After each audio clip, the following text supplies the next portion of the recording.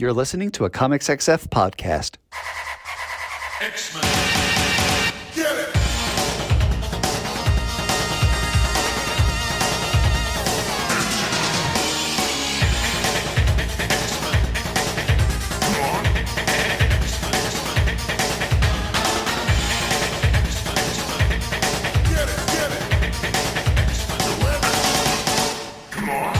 Hey everyone, and welcome to another exciting episode of Battle of the Atom. This is your weekly X-Men podcast where we rank every story from A to Z. I'm Adam. And I'm Zach. Adam, Hey. I think it's unfortunate, but if we were to assign roles, I would be the Deadpool in this relationship, right? And that's upsetting to me too. So that makes me Wolverine? Is that you Wolverine in this relationship? I mean, yeah. I'm not going to argue with that. I am of those two extremes. Yeah, I am older, and maybe your sense of humor aligns a little better with Deadpool's. I don't know. I feel like that could be very much an insult. So I don't know if I it is. That. Just to be clear, it is. I'm sorry. Also, that was mean. Listen, Adam, you're the straight man. I am the wacky one. Like that's our podcast persona. That's what we do. It's fine. We all know about it. And no one's necessarily mad. It is just what it is. Yeah. Well, and that is good for this week because we are talking about times that Deadpool and Wolverine have either teamed up or fought or gotten into a disagreement. And, it's good timing because there's apparently a big Marvel movie coming out with these two characters in it. I will watch it when it hits the Disney Plus. If it's free, I'm not going to not watch it. I'm the kind of person that my wife and I almost watched Madam Web this last weekend. Oh. Because it was free. Yeah. Well, you do pay for those streaming services, Zach. They don't come to you as a benefit from the government or something, No, but Netflix does come to me as a benefit from my mom. Oh, that's so nice. Yeah, it's great. She gave me her Netflix password when Netflix first went into streaming when I was a sophomore in college. Wow. I'm not getting rid of that. No. And honestly, we are just the guest account. I know I've told many people never watch Madam Web, but if you are just doing some laundry or ironing and you want to throw it on, I mean, I don't want people losing brain cells over that movie. I think Deadpool and Wolverine has the potential to actually be kind of fun, but so far from everything I've seen clip wise, I'm not super excited, but I'm gonna say this. That Wolverine costume looks really bad, right? They're oh, it's yellow. It does not look good. It's a tough, it shouldn't be a tough look to accomplish. I think they'd over they made it finicky for one. Yeah, it's a new 52 looking costume. Yes, lots of lines, also, lots of extra stuff. Shoulder pads aren't really big enough. Doesn't have the cowl. We got to have the mask. Also, guys, just do the brown and yellow one. It's better, and it would be a better fit for everything. Up and down, do the brown and yellow one. It would work better. It wouldn't look so garishly terrible in live action. Yeah, but I digress. Listen, I don't know. I mean, it does seem like it could be an entertaining time at the movies, but I'm worried less about that and more about the comic books that we read for this week. Oh, I want to be clear, Adam. I'm not worried about Deadpool and Wolverine. I do not give it attention. I do not think of it. In fact, Adam, the only reason we're doing this is not because we had it on the schedule for quite some time, which we normally do. Historically, that's what we've done is we've planned around these movies. That is true. This one, I think it was 2 weeks ago, we were talking oh wait, there's a movie with Wolverine in it coming up. We should probably do that on the podcast, yeah? We did put it on the schedule, and we did put the episode so that it would be released with the movie. And then I think it was last week's episode, you just jumped a couple of of like rows on the spreadsheet and just said we were doing it this week, and I was like, let's do it. I jumped 1 week in the spreadsheet. And you know what? We realized at the moment we got off air. Could we have hit the record button again and just redone the outro? No. We could have. No, we couldn't have. You know, like at a certain Adam point, edits this. yeah, we've been doing this show him, long not enough me. that once these things happen, we just got to roll with it. And you know, it's resulted, I think, in what's going to be a good show here. So this is not a Patreon request, but Zach, how can our lovable listeners follow along and support the show? If you want to support the show, it's so easy. You go over to patreon.com/Battle of the Atom, reach deep down into your hearts and pocketbooks, and toss a couple of coins into our coffers. And then we'll do an episode all about something that you want or like. It'll be very exciting. You also get early episodes. Nice. Like, honestly, it's like Saturday or Sunday when I sit down and I upload all the stuff. I just let the patrons get the episode. Mhm. I don't care. You get a little early. It's a little treat. If anyone is worried about spoilers from our podcast, that's weird. Don't do that. No, but there's not spoilers for a podcast. We're the third most popular X-Men podcast. It's and you want it a little bit earlier, then you get it. You know, it's a nice. You get a little bit earlier. Oh, hey, did you know our show's on YouTube now? No, how'd that work? We're on YouTube.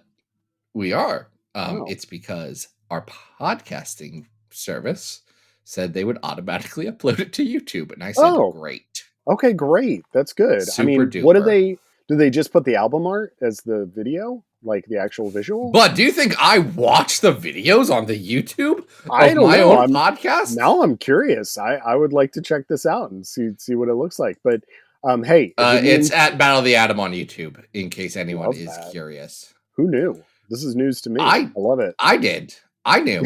I just told you. Well, hopefully more people will listen to the show because of that. You know, I hope more people do listen to the show, and if they don't, okay. Yeah.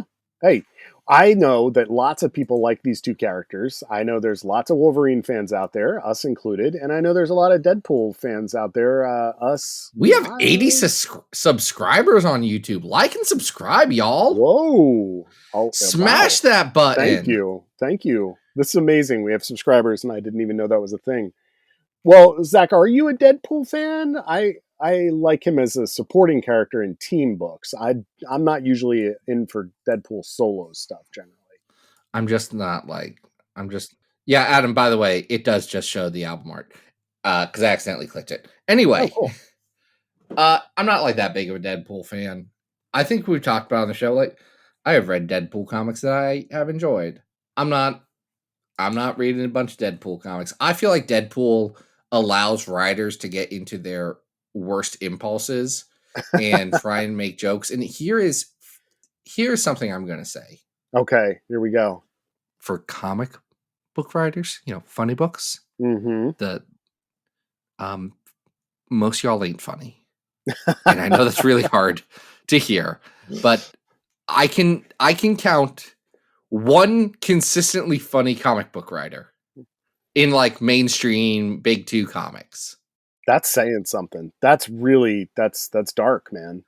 And just to be clear, that's Kyle Starks, who's having a killer run recently. I just want to be clear, we were on that Kyle Starks train for years before he started hitting it big. You can go back and hear Kyle Starks be mean to Cyclops on our first C2E2 episode. It's true. Adam, are you're a child of the 90s? Yes. Are you a Deadpool a deadhead? Is that what they call him? No. Like I said, I'm much more into him when he's used as comic or like just as a punching bag on a team, and I feel like writers do get this. Like Remender got it, Duggan got it on Uncanny Avengers, Percy got it. Percy got it on X-Force. Like I prefer that. I don't want Deadpool to be the star of the book for me, but we're going to look at 3 different times that Deadpool and Wolverine sort of got into it, and we're going to go back to 2 of the first. So where are we starting here, Zach? This is Wolverine 88. 88. This is Wolverine 88. Lethal Larry Hama. He's on this writing. Sure We got is. pencils at the start by Adam Kubert, and the Adam Kubert pencils, great. Sure. Excited to see them. Always fun. Fabio Laguna does most of the issue. We'll talk about that. I want to get into that. Yes, I do. I want to get in. I know you want to get into that. I really do. This is the first official meeting between Wolverine and Deadpool in comics. Yes. And you were just saying this. I don't remember if this was on air or not. But like Deadpool up until this point, this is 94. He's still just an extra character in X-Force. Like, it's not like he was unpopular on that. They knew that Deadpool was like a going to be like a good breakout character, but he still wasn't like everywhere yet. Like this is after Deadpool Volume 1. It's after the Circle Chase. Mm-hmm. Or it's after both of his miniseries. It's right after both of his miniseries. So like he is not just some background character, but he's an X-Force character. He's an X-Force spinoff. And this is really them being like, let's bring him into more Marvel stuff. And it's interesting because the title for this issue is It's Deadpool, folks. And it includes an Adam Kubert 2-page spread with Deadpool as Porky Pig in the top right corner saying this, and Deadpool in a kind of ridiculous twisted up position in the top left before he's like attacking. And you're starting to get that kind of like goofy fourth wall breaking sensibility from this character that Joe Kelly which you were is kind of getting in Deadpool Volume 2. Yes. Yeah, absolutely. But it's becoming like the character is still slowly becoming the one that everybody is familiar with now. Yeah, it's not the Joe Kelly Deadpool or yet. Yeah. I think that really codifies the Joe Kelly Deadpool, and then people will say it's the Cable and Deadpool series, and I think that starts it a lot harder because Fabian Nicieza leans into Cable being the straight man and Deadpool being the goofball. Yeah. And just amps that up a lot.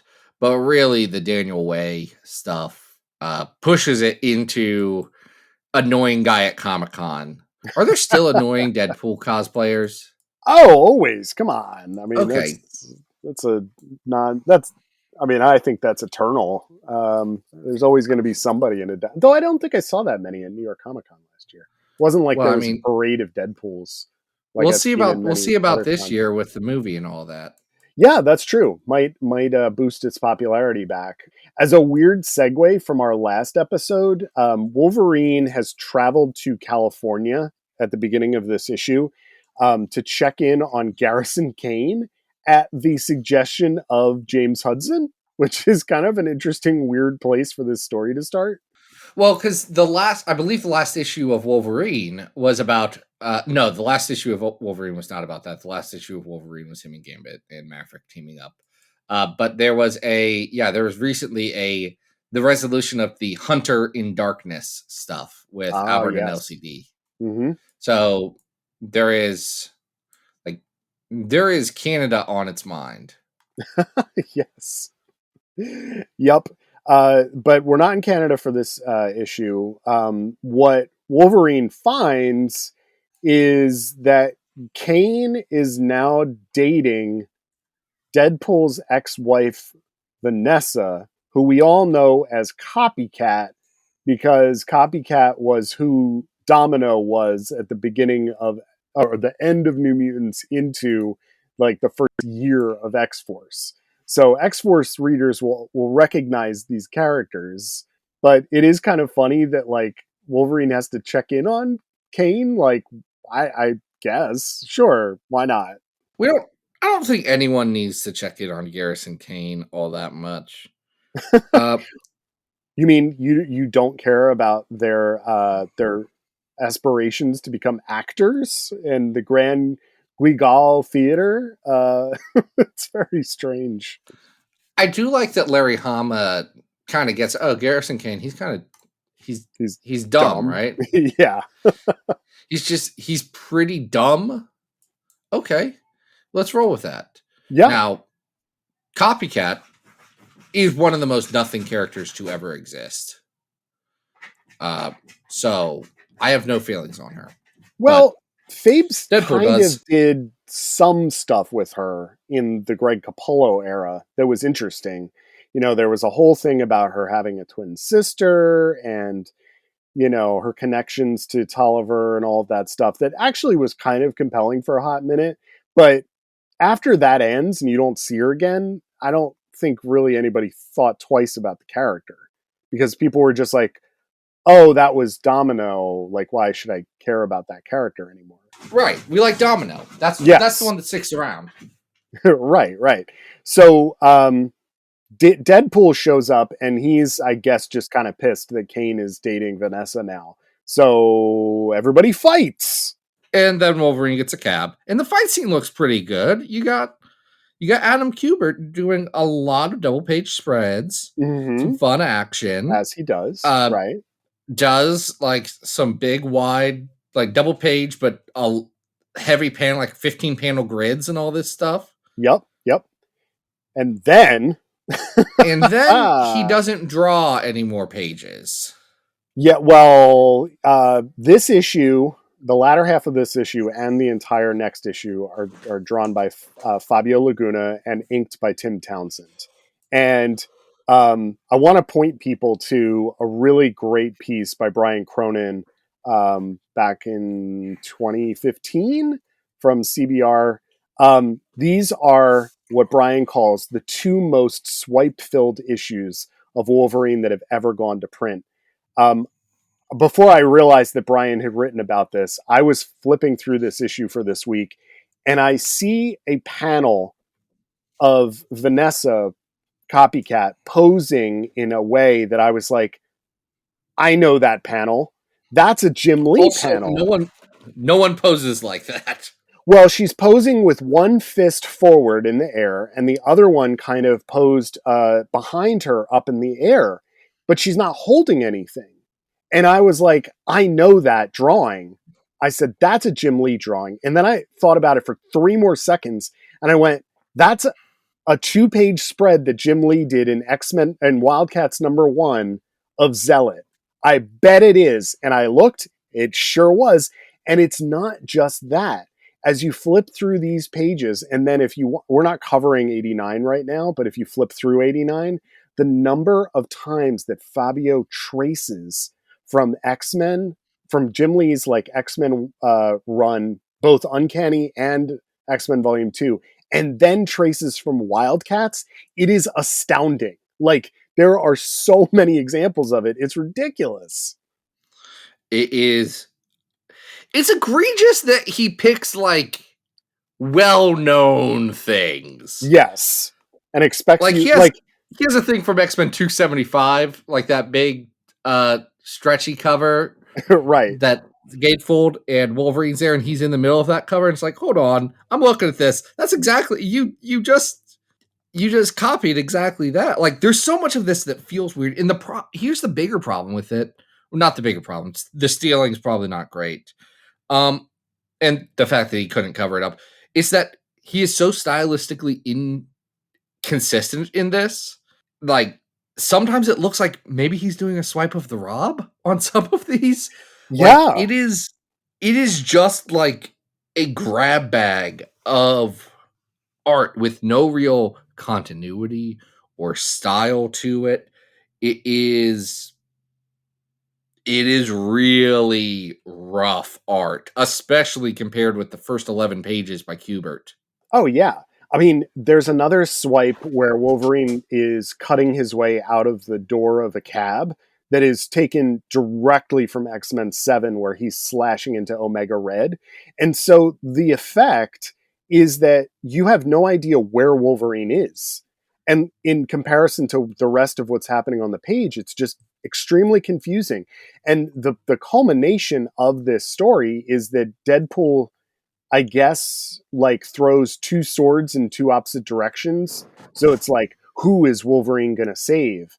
And he saves Vanessa, Oh, that's But what he's doing in that. That's what he's doing on that panel. right, but it's very confusing. Like it it doesn't make a lot of sense. Which is a shame because like the first half of this issue looks pretty good. The story is just goofy, and it has a killer cover by Adam Kubert where Deadpool is holding Wolverine up on two different swords. It's Oh, pretty good. that cover rips. Yeah, yeah, it's pretty great. But Yeah. the ultimate feeling I get from walking away from this issue is that it is pretty bad, because it doesn't make any sense. Like Larry Hama is already working on sort of like a stream of consciousness thing all the time with Wolverine, but here I have no clear sense of why he's there, what he's supposed to be doing, why he's fighting anybody. It's like he kind of wandered into a really bad issue of X-Force and you're not sure why. This is not a good comic. No, it's unfortunate. I mean, it's expected. Yeah. We love Larry Hama. We have been Larry Hama respecters for quite some time. I would just say that Larry Hama not always batting 1,000. We know this. I mean, when you say that he's wrapping up the Albert LCD stuff, like it's also, like 30 issues after he initially started that story. And like I mentioned on that episode, like it involves them time traveling to battling Native American communities. I mean, by the time the book has gotten to this point, it is extra bonkers, and it doesn't have the benefit of having, like, if you try to close your eyes and imagine this issue drawn by Silvestri, like all of a sudden it might actually be something worthwhile and interesting and fun to look at. Yeah, because it'll look good. That's Yeah. the thing. This looks like trash. Yeah, it doesn't have that benefit, like we're at this point in the 90s where the artists are all trying so desperately to look like the other Image artists. But anyway, I don't think we love this, so we should probably try and rank it on our big old list. Well, that's the thing about our list, big, small, and or otherwise, is that we're ranking every X-Men story from best to worst. So many. I mean, the challenge with X-Men stories is that several of them are bad. Several. I would say more than two. There are more than two bad X-Men stories. Oh my god. And luckily, again, love this. Luckily, Marvel keeps making bad X-Men comics. So and we provide this service to you. We read them, and sometimes you can make a choice in your own life as to whether you would like to read them or not. Yeah, make different choices, people. That's all I'm saying. That's it. So we're ranking them from best to worst. The worst story of all time being 2099 World of Tomorrow. That's at 930 on our road to 1,000. Holy cow! Let's jump to 700th. Worst is New X-Men 62. That's that Magma and Empath issue. That one's bad. The 400th worst is They Keep Killing Madrox from Peter David X Factor. The 100th worst is Wolverine: The Jungle Adventure. And I think I would argue that is not a worst comic. That's a pretty good comic. And then the best comics, House of X Powers 10. I like how you went from the bottom to the top. I don't think you've ever done that before in the history of this show. We've done 300 some episodes. We got to keep it fresh. Amazing. All right. So how low on the list does this go? Where's Furnace of His Mind, Anvil of His Heart? It's that's in the 600. Hold on a sec, because this is definitely not that good. That is down. No, that's at 821, and this is not as good as Furnace of His Mind, Anvil of His Heart. A bad comic by Larry. Yeah. At 8. Wait, hold on a sec. At 830. We have Wolverine 69 to 71, which is the Savage Land arc, and Savage Land's comic's better than this. That is better than this. At 835, we have Wolverine 159 to 161, the best there is.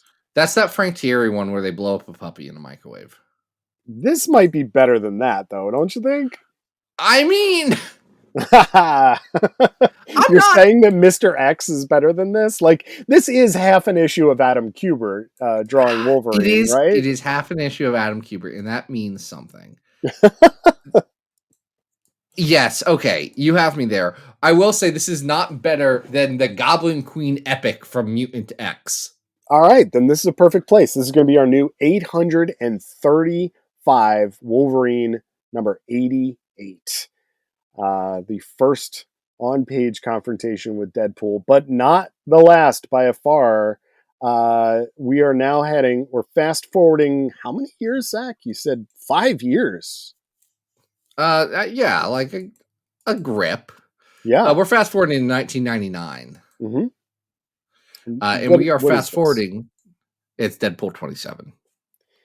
This is technically Deadpool Volume 3, right? But yeah, because there's the first 2 volumes, and this is Volume 3. It's by Joe Kelly and Walter McDaniel.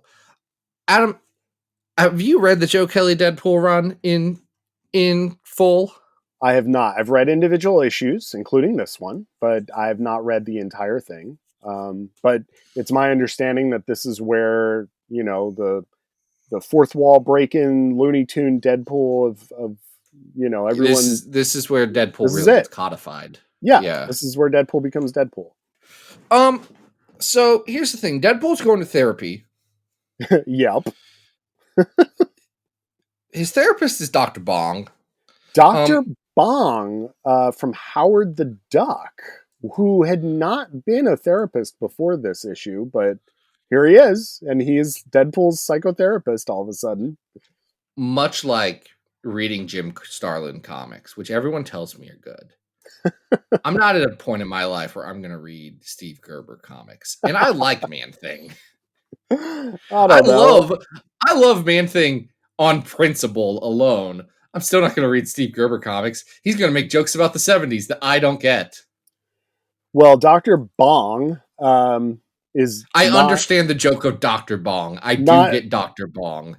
But for our listeners who might not be familiar with Dr. Bong and may be picturing certain drug paraphernalia, which that's not what Dr. Bong looks like. Dr. Bong absolutely doesn't look like that. He's from a code-approved comic.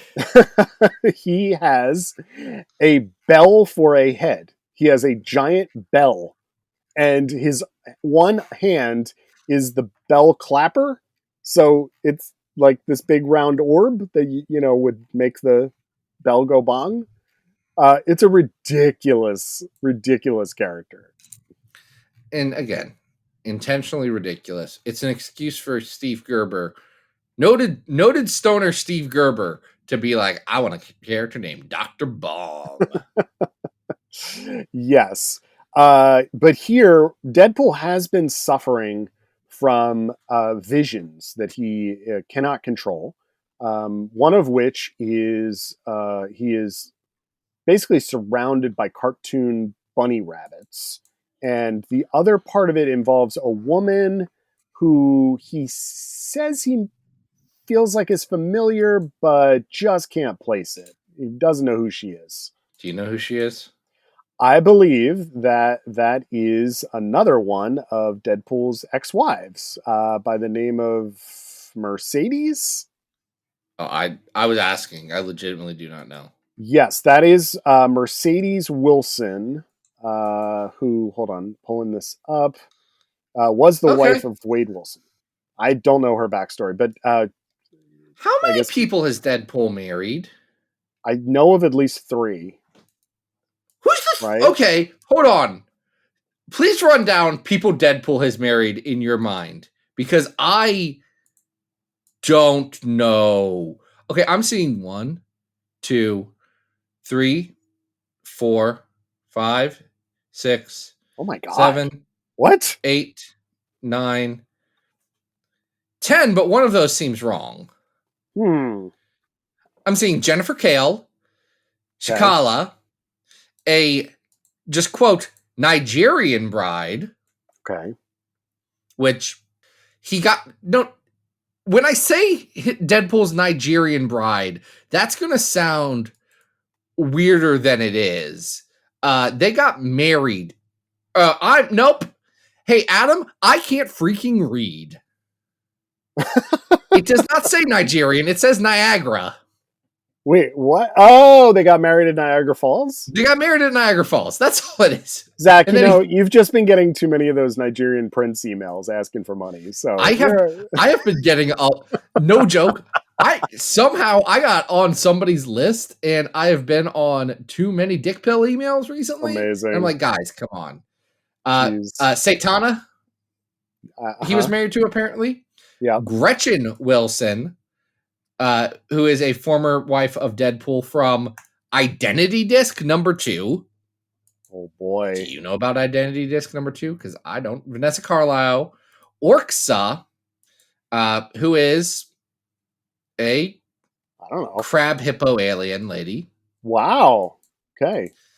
Look, Deadpool gets around.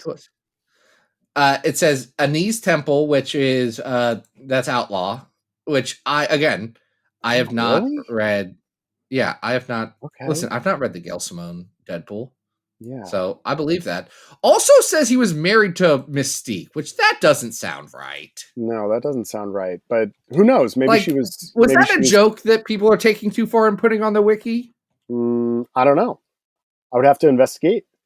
But the amount of wives does not seem to really make sense. But I guess it's since he's a cartoon, like we just kind of have to accept that as face value, because that is kind of a funny gimmick that like he just keeps running into his ex-wives and they're all like villains or somebody else. I don't know what to tell you. I didn't write this character.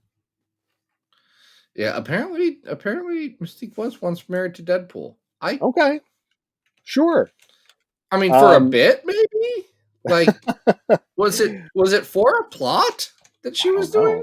That's a great question. It's from Deadpool 27, which a different Deadpool 27, which is where he gets married to Shikla or Shikal. Yeah, Shikla. That's her name. His vampire wife. Yeah, he's actually married to for quite some time. That's the other one that I was aware of. Hey, it's weird that he would be married to a Mystique even once. Yeah, that doesn't make as much sense to me, but who knows? There's so many different writers that tackle. I'm guessing most of these marriages were from this one issue, which seems to just be about all these other bad marriages that Deadpool was in. Yeah. Okay. It doesn't matter. Okay. So it's probably one like sight gag and like then was never revisited, right? I mean, maybe. They can't make us reread that issue.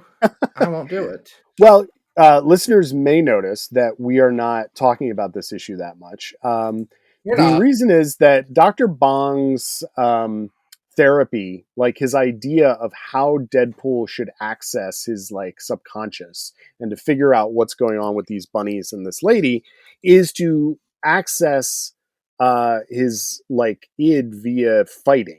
So he's like, go fight the most vicious person you could fight, and it'll probably help you like unlock this inner piece of yours. And so he decides to go fight Wolverine and Kitty Pryde, who are just trying to, I guess, visit some rando and like pay back some gambling debts, I guess. And anyway, Deadpool shows up and chaos ensues. Yeah, and it's Deadpool style chaos with Deadpool style jokes. And I'm like, okay, I'm not all that interested in it. The art does not do a lot to sell the excitement of this fight, and they fight, and that's what happens. Yeah, Walter McDaniel's art isn't bad. I think it suits the cartoony quality of the book, but it's just okay. You know, it doesn't seem to like super stand out stylistically. It's very weird to me that Kitty Pryde is treated the way she is in this issue, because she's treated as just sort of like a kid who isn't actually a ninja.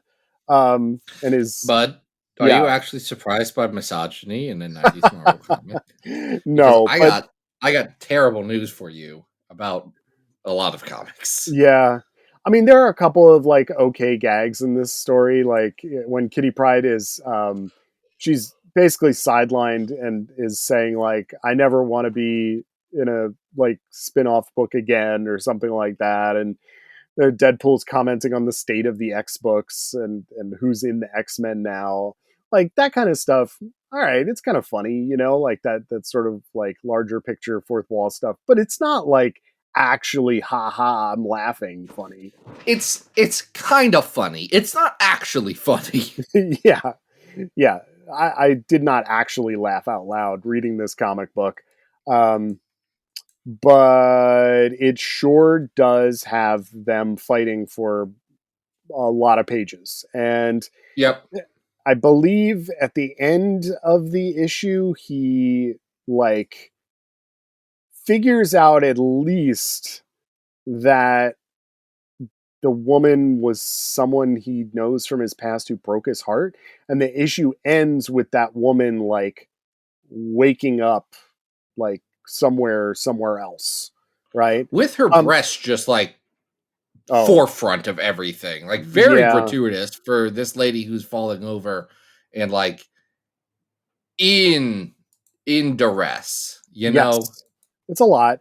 I do want to ask you because I'm very confused by another character in this comic, and that is Eleni Bruckner. I don't know who she is. Eleni Bruckner is pictured in this comic, and I was deeply concerned because I'm so confused as to whether she is a child or an adult, and the art is not helping me make that clear. No, it's quite confusing. I'm looking on the wiki right now and realizing she's only in 8 issues of Deadpool. But so you don't have to worry about her. Yeah, but it's really strange. It looks like there's a little girl with giant muscles like following Deadpool around in this issue, and I don't get it. Like it was very strange. Yeah. That's all there is to it. This is a weird, strange book, and I don't love it. Yeah, there's not a lot here to recommend. This is exactly why I'm not super invested in Deadpool solo stuff and why I don't really want to go back and read all of Joe Kelly Deadpool is because I'm not fascinated by what the convoluted backstory of Deadpool is. And I feel like that's kind of a basic thing that you have to be interested in at least a little bit is like, what is Deadpool up to and what has he been up to? And like, for me, the answer to that is I don't care generally. No, there is nothing that's going to make me be like, what's Deadpool's pathos? You know, what's going on with him? And I don't want that in my life. Yeah. So, I don't really have much else to say about this one because not a lot happens in it. It doesn't. Should we rank it? We should. Better or worse than that issue of Wolverine we just talked about? It's probably better than that issue of Wolverine. I don't think it's much better than that, though. I mean, it's still relatively bland and not doing anything that's very standout artistically. I'd say it's definitely on par with like at 832 is the Soul Sword trilogy by Ben Robb. I mean, we're in similar territory there. Okay, yeah, we're in similar. The Brotherhood is a better comic than this. Yes, that's at 831 on our list. I would agree. Yeah, let's just put it there. Okay, great. The new 832 is Deadpool 27.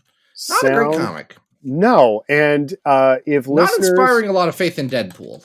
No, but if listeners are a little bit down by this point in the episode, we do have one more story, and I liked this one. What is this one, Zach?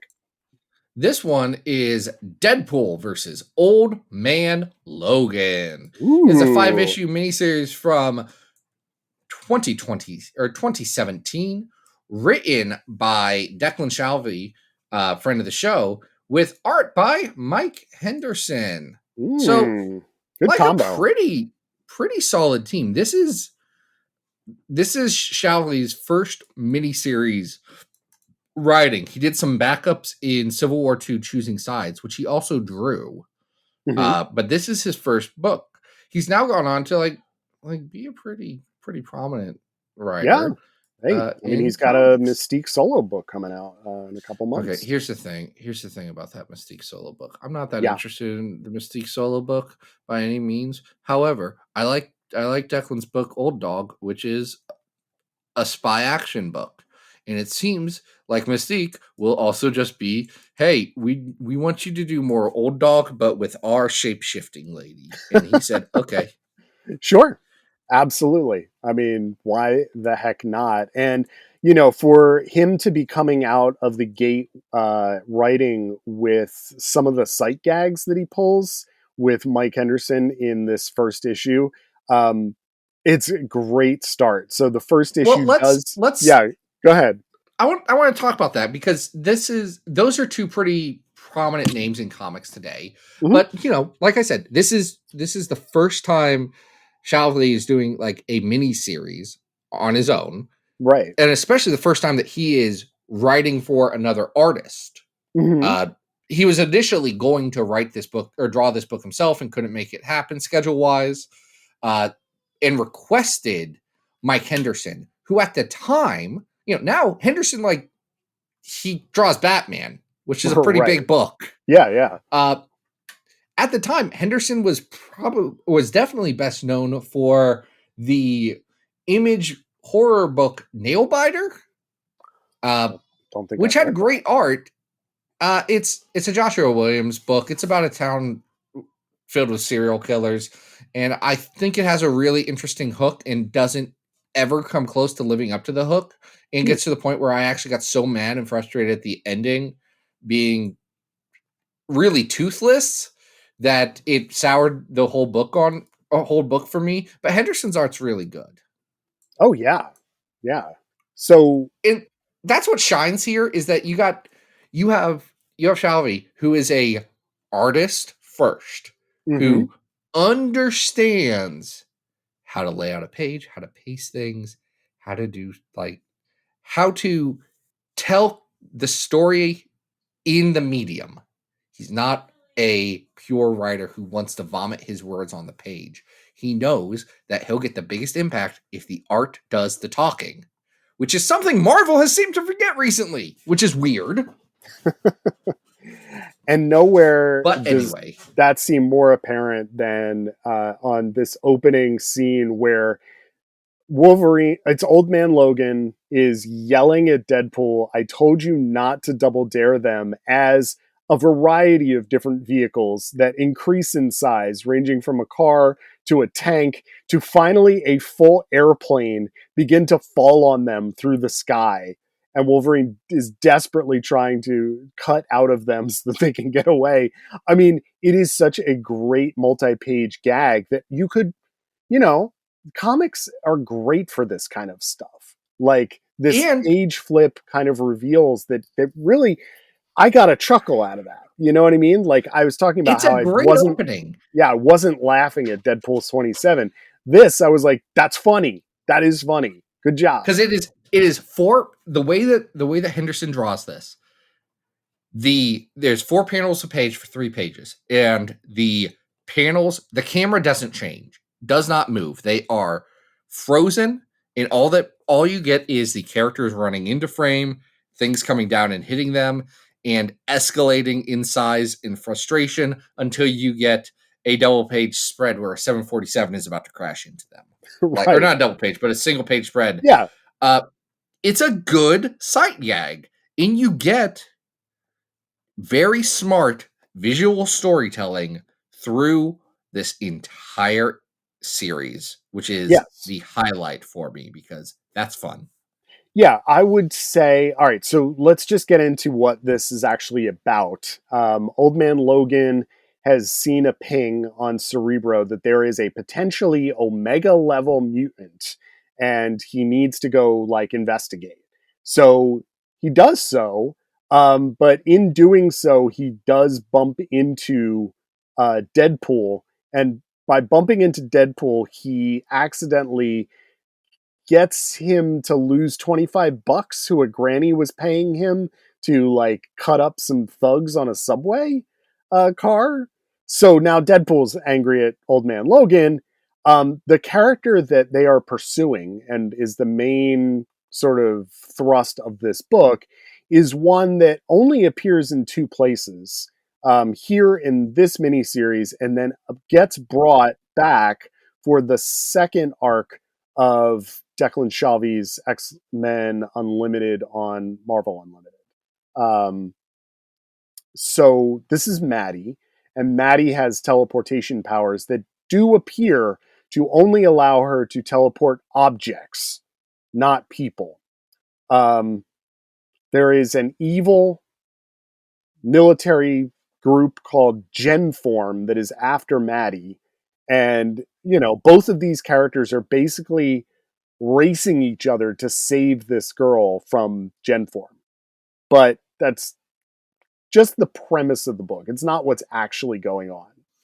What's actually going on is wacky hijinks where they progressively get hurt and keep trying to do things and ride motorcycles together. And here's the thing. Apparently the pitch was, I just want to do like a Shane Black buddy comedy, and that's it. And Sure. You know what? Okay, that works. That is pretty much what's happening here. And it's so funny to me that, like, in the year 2024, we are now doing, we've joked about this on the show before, but that Marvel is doing these like red band comics, right? Like polybagged red band comics that have like alternate art that's more savage. And I do appreciate the fact that this does have a parental advisory, like, it's not an actual sticker, but there's a little thing on here that says not for kids, because boy howdy, Wolverine and Deadpool are beheading guys left and right. It is bloody. It is like gory. It is, it's not like intestines everywhere, but like, No, it is still. But it's the stuff that was like, yeah, you're gonna read a Marvel Wolverine book that they're gonna say, hey, this isn't one to like hand your kids. Yeah, it's not like gratuitous Max stuff where it's, yeah, like you're saying, heavy gore, but I mean, it's the kind of stuff that they would be like, oh, we got to polybag this and just market it as, oh, more mature and bloody. And it's like, okay, guys, come on. Yeah, No one cares. Yeah. Is it a lot of fun? It really is. It does get to the heart of that action movie thing that you want, which is just for things to be propulsive, constantly propulsive. So even when all three of the characters in some fashion gets captured by Genform, and it looks like they're experimenting on Maddie, and then they want to experiment on Wolverine. Old man Logan. I keep saying Wolverine. It's the same character. Yeah, because he's Wolverine. Because he's just Wolverine. Old. Yeah. There's just stuff that just keeps happening, and it keeps escalating to the point where you get to the point where you realize that Maddie really, and she's been saying it since the first issue, doesn't need saving and doesn't even want saving. And these two dumb men have just like decided to take it upon themselves to do this when she doesn't need it. And we get to this point, I think it's in the fourth issue, where we realize that she has complete control over her teleportation capabilities to the point where she actually teleports the entire Genform base up into the sky and drops it on Deadpool's head. It's like, I was not in danger. Y'all are making a big fuss over this. I want to also comment on, there's a multi-issue 3-panel page technique that Declan and Mike use to delve into kind of the backstory of Maddie. Like, you get these 1-panel backstory things and you don't have the context until you get to the 5th issue. And they do a really smart job of plugging those things together. So like in the 4th issue, you get that scene with all the stuff dropping on the characters' heads again in a different perspective, and they kill it. And then in the 5th issue, you get Maddie's backstory, which is why she doesn't teleport people. And it's because when she does it, she kills them, including her own father, which is it's pretty dark. It is. I mean, listen, she's also like, she's kind of a nothing character. She doesn't ever need to appear again. and it's fine. Like, she serves the role she needs to serve in the story. Because the story just needs she's the MacGuffin that they're chasing after. Exactly. And they add a little twist to it with the whole I didn't need saving. What are you guys doing? To make it in a very Shane Black comedy way. Like, it's a Shaggy Dog story. None of it matters. Oh, 100%. It was just an excuse to blow some stuff up. Yeah. It's funny because, like, I do think that by pursuing her, it makes for a really exciting action story.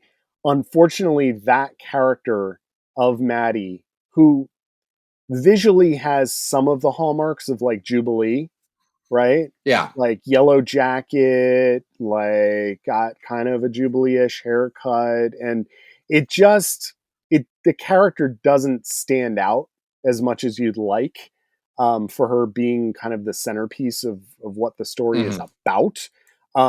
But it ultimately doesn't matter to me as much. Like, Yeah. I think if that character was stronger, this would be even better than it is. But even though she is a MacGuffin and is really unimportant to, just them having to cut him up, like, that action stuff is why you're here. And it's a lot of fun. It is. And it works. And the creative team knows how to draw action. They know how to pace it. And you get a lot of credit for me in a comic by just doing those fundamentals right. Like, if you're going to be a dumb action comic, be the best dumb action comic that you can be. Know what you're doing and don't try and go halfway with it. Like, make it a good action comic. And that's what this is. And that makes it fun for me. Like, I don't know. I like it. Yeah, and I don't love it, but I like it. I enjoyed it quite a bit. I'm very interested to see if this is the kind of dynamic that they are going to go for in the movie, because every single one of the promos has been kind of like, well, Hugh Jackman is a little, he's older, I mean, they're and going to do an odd couple thing, man. They yeah. always were. Oh, I know that, but it's interesting to me how, like, this book is a really good demonstration of how these two characters should operate together. And I'm very interested if, like, the way that they adapt these things into the movie, like, whether they will retain any of this stuff. They might not. They might not care. But, like, for me, there's great gags in this book. Like, at one point, Wolverine is so sick of Deadpool talking that he just, like, cuts his larynx open so that all he can do That's is gurgle, a good gag, right? And that's a multi-page, like, funny gag that Deadpool. It's also a gag that works way better in comics than I think it would in the movie, because I feel like the tendency, if you're doing that in the movie, would be to lean into the weird gore of it, right? Like, I put money on if they have a scene like that in the movie, and it's not that shocking to have a scene where like, oh, shut up, Deadpool, I'm going to shut you up. Mm-hmm. It's not innovative, but they would be like, oh, look how gross that is. And that's, I don't know, it works better in the comics, especially because the comic, you then get the fun lettering and the word balloons there. Yeah, you get all the gurgly sound effects, right? You get to do more with it, and you get to lean into the form and function of a comic. Yes. I love it when books do that. I love it when people are like, we're going to make a comic book. That's a comic book. Adam, I don't think this is better than X-Men Ghost Rider Brood Trouble and the Big Easy, but I feel like it's that vibe. We're in that headspace. That action movie. And where are we at on the list there? That's at 347 right now. Oh, nice. I was looking lower on the list for that, and I'm very happy to see that it is higher.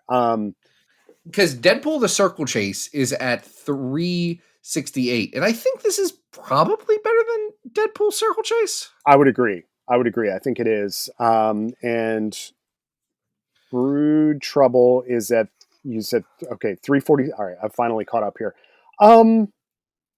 And Old Man Logan Glob Loves Man Kills is at 351. I enjoy this more than that. This has a better artistic sensibility, and like you said, it's smarter about being a comic and utilizing the form.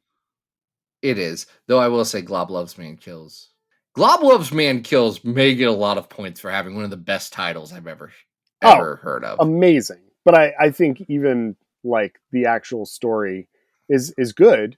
It's good. Don't get me wrong, but I Ed do think Brisson can do a this is good better. comic. Ain't no one's saying Ed Brisson can't do a good comic.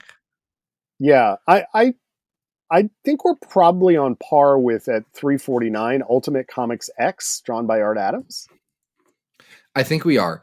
I would put it right above that, below Generations Phoenix and Jean Grey, because it's just like that Generations issue, RB Silva, freaking.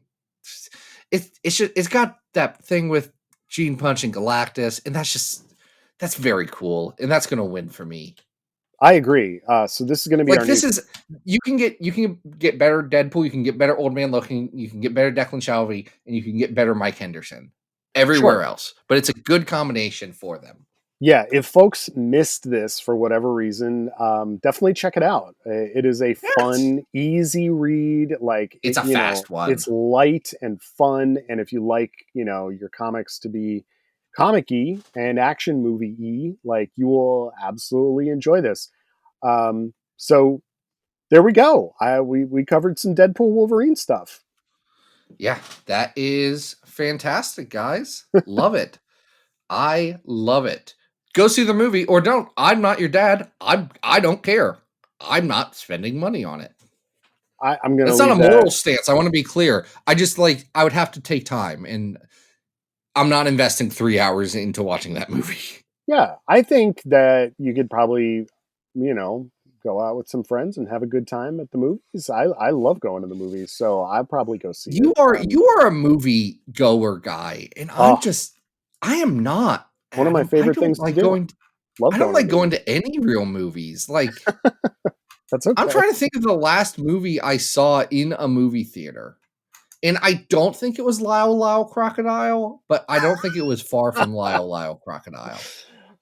Listen, Zach, you got little ones at home. I get it, man. It's not easy to get out to the movies. I